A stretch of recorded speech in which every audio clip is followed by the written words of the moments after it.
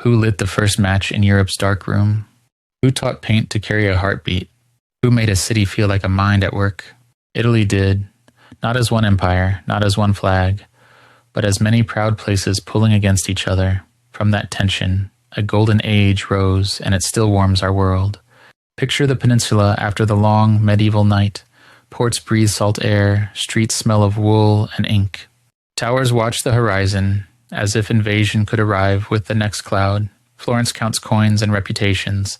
Venice listens to the sea like an oracle. Milan drills itself into discipline. Rome holds faith and theater in the same hands. None of them feels small. Each believes it can outlive the others. In such a landscape, rivalry becomes a daily engine. Every bridge and every chapel is also a statement. Here is the thesis. Italy's golden age was built when money met meaning and craft met daring. It was not an accident of genius. It was a system that turned ambition into art and art into influence. The mechanism begins with patronage. In these cities, power did not always sit on a single throne. It moved through families, guilds, councils, and churches. A banker could fund a chapel. A merchant could sponsor a scholar. A pope could summon marble, the way a commander summons troops. This was not simple generosity, it was a bargain with time. Give the city beauty, and the city gives you memory. Workshops became small republics of skill. Boys entered as apprentices and learned to obey tools before they learned to speak boldly. Pigments were ground with patience. Stone was measured with respect. Mistakes were corrected with discipline. The guilds protected standards and guarded prestige. A name earned in a workshop could travel farther than an army. A master's signature could open doors that birth could not. That is how talent became a kind of passport. Then comes the impact. Humanism returns like an old friend with sharp questions. Italy looks back to Greece and Rome and does not see ruins. It sees instructions. Scholars hunt lost texts. They argue over a line of Latin as if it were a sword edge. After Constantinople falls, more teachers and manuscripts arrive. The past pours into the present, and the present grows bolder.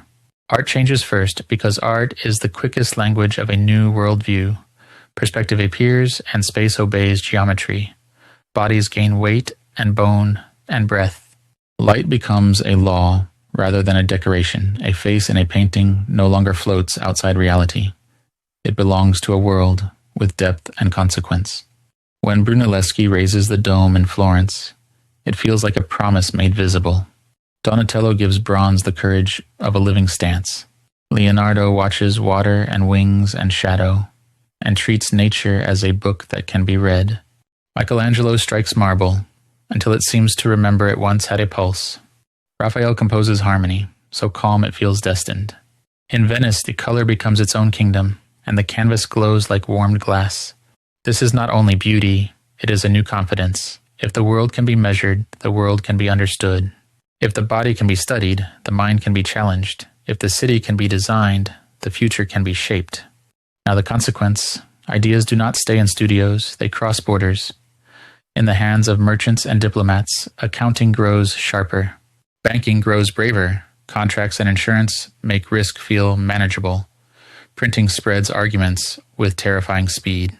Engineers carry proportion into bridges and fortresses. Architects export domes and arches as if they were a philosophy in stone.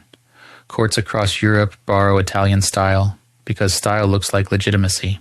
Yet the same brilliance that builds also attracts storms. The peninsula sits like a jewel between hungry powers. Armies cross the Alps, alliances shift. Cities that once fought with words now fight with cannon. Plague returns and reminds everyone that glory has a cost. In Florence, zeal rises and warns that beauty can become vanity. Some works are destroyed, and the smoke feels like a wound in the archive. Still, even when paintings burn, the method survives. A single sketch can seed 100 minds.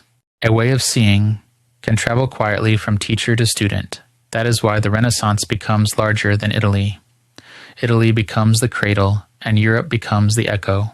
When you step back, you see the shape of the miracle. It is not a single hero, it is a whole society, pushing craft to the edge of possibility. Rival cities force each other to climb higher, patrons demand masterpieces, because mediocrity cannot win a public memory. Scholars reopen the ancient door and refuse to close it. Artists and engineers share the same hunger.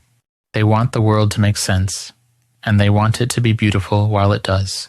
So imagine one ordinary morning in that time. A bell marks the hour. A cart rattles over stone. In a workshop, a young hand draws a line again and again until it is true. Somewhere nearby, a patron reads a letter and decides to fund a fresco. Somewhere else, a scholar copies a passage that has survived 1,000 years. None of them knows they are building a legend. They are simply doing what their city demands: excellence, precision, endurance. And that is why Italy's golden age still matters. It teaches that genius is rarely a lightning bolt. It is a climate.